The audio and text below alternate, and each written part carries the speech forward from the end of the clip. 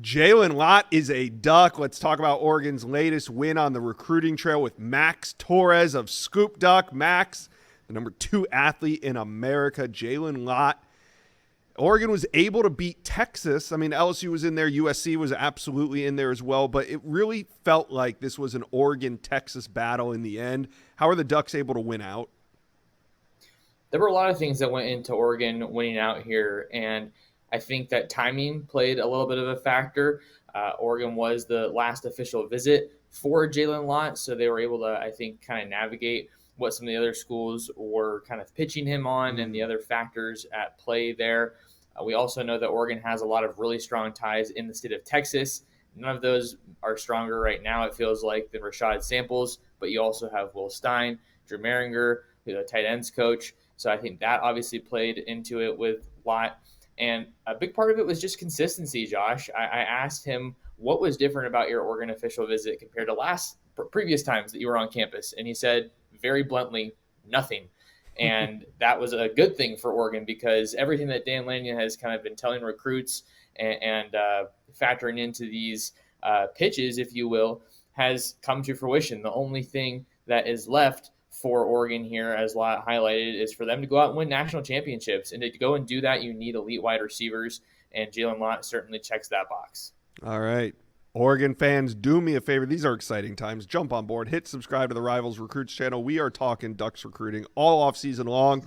All right. Speaking of Jalen Lott, listed as an athlete, you mentioned wide receiver. I wasn't sure. Which side of the ball is he going to play on, and what do you see his role being at Oregon? He's primarily going to be a wide receiver at Oregon, but he did talk about how playing a little bit of cornerback is a little bit of a possibility down the line.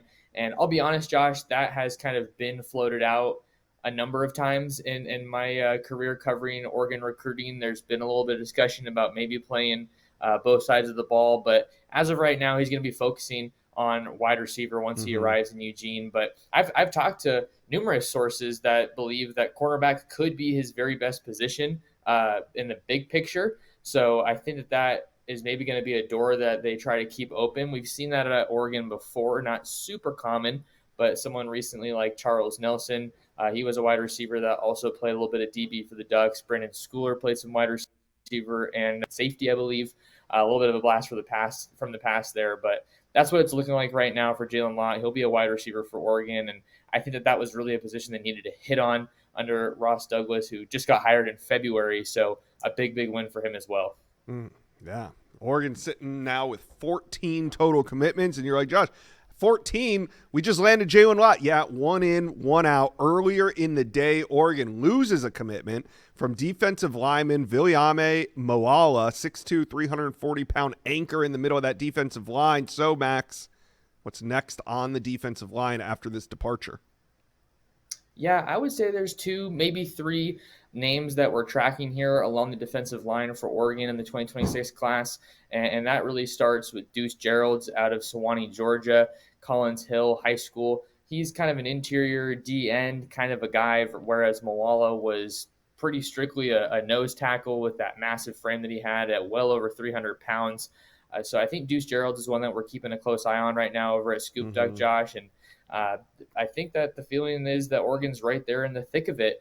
Maybe Michigan or Ole Miss are some of the top contenders that we're keeping an eye on for Oregon's top competition for Deuce Geralds. But then you also have to talk about 5-star edge Anthony Tank Jones out of Mobile, Alabama, St. Paul's Episcopal. He recently put Oregon in his top 3 schools along with Texas A&M and Alabama. The Ducks did snag the top recruit from the state of Alabama last cycle in Naeem Offord, and they would love nothing more than to do the exact same with Anthony Jones this time around. And the last name that we're kind of watching here, Josh, is Jalen Brewster. And he's actually in 2027, but there has been some chatter, some rumor about a possible reclass. I believe he's the number 1 ranked defensive lineman in the 27 class out of Cedar Hill, Texas. So maybe some more Texas love on the way for Oregon here on the recruiting trail. But they have done a great job recruiting him. He even told me that they were his leader at one point coming off of his spring visit. So I would definitely think that he's a name Duck fans should keep tabs on.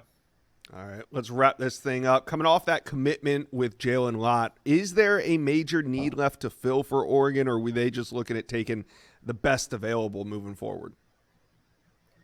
Well, the only position Oregon doesn't have a single commit at just yet, Josh, is cornerback. And that has been a really interesting position to track this cycle as target after target has come off the board, committing Yeah. elsewhere. Oregon looked like they had a really good shot at Braden Arrington Jr., but he since committed to Texas A&M. We know that they were also a contender for Kari Adams, who's now at Notre Dame. So Davon Benjamin out of Westlake Village, California, Oaks Christian High School, is the top guy on Oregon's board at cornerback. He hasn't set a commitment date just yet, but in my last interview with him before his Oregon official visit, he did float out August 2nd as a possible commitment date.